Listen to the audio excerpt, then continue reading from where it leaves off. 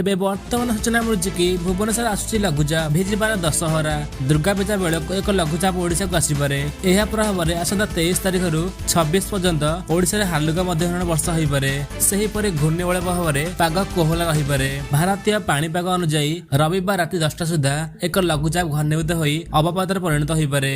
तेबे केउ जिल्ला केते मात्रा रिपोर्ट रही से ने संपूर्ण अपडेट जानिबा। किंतु ता पूर्व आपण माने जदि आम चैनल ले नुआ ताले वीडियो टू गोटे लाइक और सब्सक्राइब करंतु। सब्सक्राइब करिया द्वारा आपण माने सर्वप्रथमे आम वीडियो देखि परिबे। एबे चलंतु देरी न करी संपूर्ण खबर ऊपर नजर पकाइबा।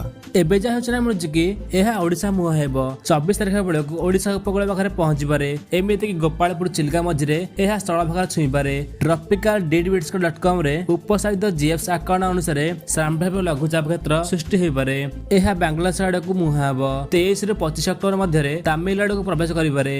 उत्तर पूर्व मौसुमी आसंता 23 किंबा 24 तारिख बेलक बांग्लादेश उपकूल छुई पारे। मात्र ताहा घनीभूत होवा संभावना कम।